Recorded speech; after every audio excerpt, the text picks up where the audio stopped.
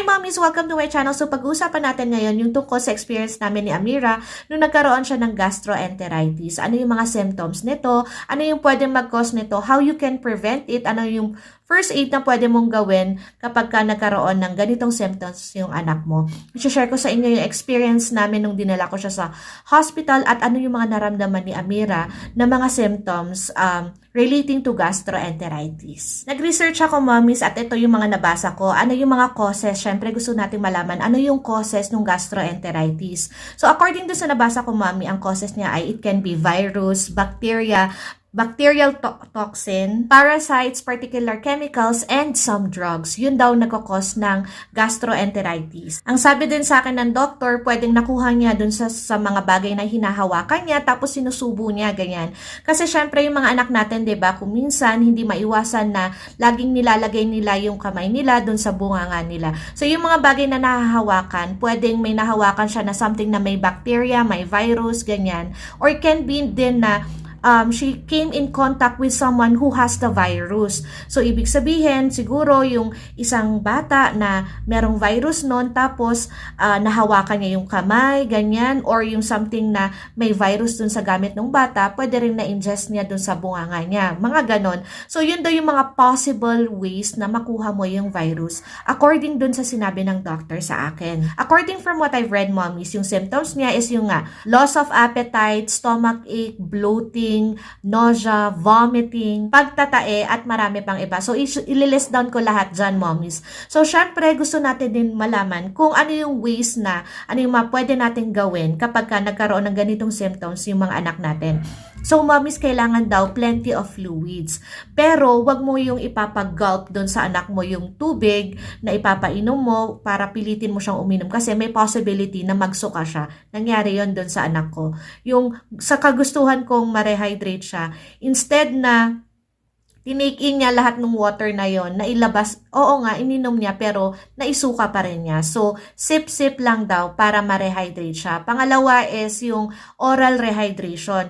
Yun yung sinasabi nila na yung Vitalite, ganyan. And also, makakatulong din daw talaga yung dalhin mo siya sa hospital para silang mag-administer ng first aid sa kanya, lalo kapag may signs of dehydration na yung anak natin. Sa amin talaga, isa sa tingin ko na reason kung bakit na-experience yun ng anak ko is dito kasi sa Baguio nagkaroon ng outbreak ng acute gastroenteritis. So, unfortunately, baka nakuha ng anak ko yung virus na yon. Kailan lang nung lumabas siya ng hospital, na-hospitalize siya for 3 days and 2 nights, ganon.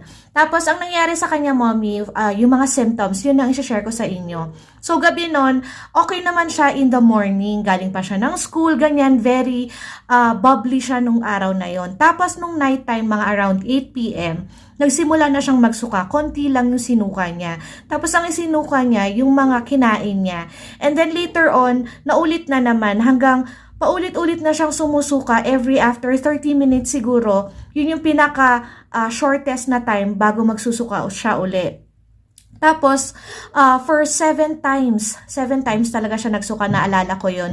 Tapos, nung time na yun, every time na magsusuka siya, sumasakit yung tiyan niya. Yun yung nararamdaman niya nung time na yun. Sabi niya, masakit dun sa tiyan niya, sa baba daw, sa may puso niya, pababa. Yun yung tinuturo niya na masakit sa kanya.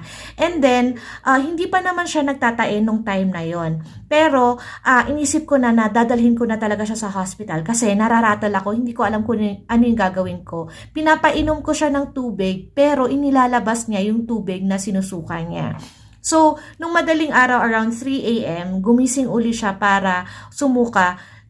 Doon na sabi ko, kailangan ko na siyang dalhin sa hospital. So, nung nandun na kami sa hospital, ang unang ginawa sa kanya, hinhydrate siya. Nilagyan siya ng IV para doon na mismo dumaan yung magha-hydrate sa kanya, yung dextrose. So, sabi nung doktor, yun nga, baka meron lang siyang nakain na hindi naging okay doon sa tiyan niya, ganyan. Kaya daw siya nagsuka, ganon.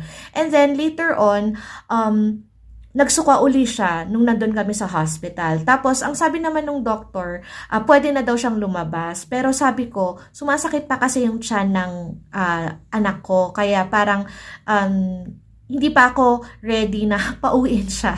Yun actually, parang ang dating nga sa akin nun, parang pinipilit ko na magstay siya dun sa hospital. Pero hello, sino naman may gusto, 'di ba, na mag-staycation yung anak mo doon sa hospital? Pero bilang nanay, ako talaga na-notice ko na something's wrong doon sa anak ko. Kasi yung anak ko, doon nga sa IV, hindi siya yung umiyak-iyak doon sa paglagay ng IV sa kanya, yung dextrose sa kanya.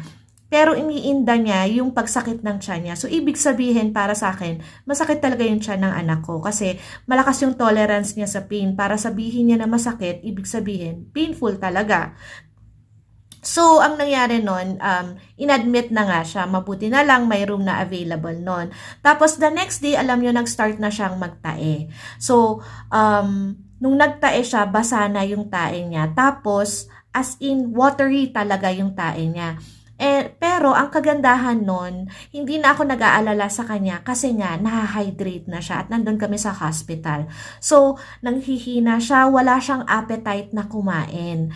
And also, gusto niya nakahiga lang siya. Yun yung mga symptoms na naramdaman ng anak ko. So, first, nagsuka siya. Pangalawa, sumakit yung tiyan niya. Sumasakit na yung tiyan niya habang nagsusuka siya. Tapos, third is, nagtae siya ng basa. And then later on, wala na siyang ganang kumain. So, ang ginagawa ko na lang, pinapainom ko na lang siya ng water, ganyan, or apple juice, yun na lang. Pero, sabi nung doctor, mas maganda na wag muna daw yung juice, water na daw muna. Kaya nga lang, ako kasi, yung anak ko, kahit water ayaw na niya, kaya pinagtutubig ko, pinagjujuice ko siya. So, but anyway, mommies, wag niyong gagayahin yun na. Sabi sa akin, bawal. But anyway, ginawa ko pa rin. Pero wag niyong gagayahin yun. And then, nag-die down yung niya after nung second night na namin doon. Umokay na yung pakiramdam ng anak ko kasi nilagyan na rin siya ng antibiotics, ganyan. Tinest nila pala yung stool niya. In-ultrasound din yung anak ko. Doon sa ultrasound, okay naman yung result ng kanyang ultrasound. Doon sa test ng stool niya, wala naman daw nakitang parasite. So anyway, ang sabi sa parang diagnosis talaga sa kanya is gastroenteritis daw yung nangyari doon sa anak ko. So yun, mommies, I hope nakatulong sa inyo tong experience na to. Yun lang naman ang nagawa namin. So siguro kung tatanungin niyo ano yung gamot na binigay, nag-antibiotic po siya. Tapos yun nga, hinhydrate lang siya. Sabi ng doctor, pwede naman daw siguro na pwede naman daw sana na umuwi siya dun sa nung time na dinala ko siya sa hospital, iha-hydrate ko lang siya. Sabi ng doctor, pwede ko daw siyang painumin nung time na yon ng Vitalite, ganyan. Vitalite is nabibili yon sa pharmacy, mommies, at makakatulong yon para ma-hydrate ka, lalo na kapag nagtatae yung bata, nagsusuka, mga ganon. And yun nga lang ang nangyari sa amin, hindi na siya pinauwi dahil masakit pa rin yung tiyan niya. So yun yung ginamot nila, yun yung inobserve nila dun sa hospital. Now si Amira, pumasok na siya sa hospital, pumasok na siya sa school, at nung umuwi kami, meron pa rin siyang pakonti-konting pagtatae, pero the next day, nawala na. So, yung first day lang ng uwi namin, nagtae pa rin siya. The next day, umokay na rin siya. Up until now, tinatapos pa rin niya yung oral antibiotics na binigay sa kanya. Ipinatuloy na dito sa bahay yung antibiotics niya. Idagdag ko lang pala, mommy, isa sa mga naramdaman ni Amira was yung parang naha-heartburn siya. Sinasabi niya na masakit yung dito niya, tas mamaya masusuka na siya. Para sa akin, ang lesson namin mag-ina dito, napakahalaga ng wash hands. Makakatulong talaga yon para ma-prevent mo na ma-ingest ng anak mo yung kahit na anong virus o bacteria na nahawakan niya. So, yun lang, mommies. Always think positive and continue to empower other mommies. Follow niyo ako sa page ko, mommies, Let Galangco Daily or Mommy Let Galangco. Kung nakatulong tong video na to sa inyo, mommies, I would really appreciate it if you like and subscribe to my channel. And hit nyo na rin yung bell button para lagi kayong ma-update kung meron akong mga bagong uploads.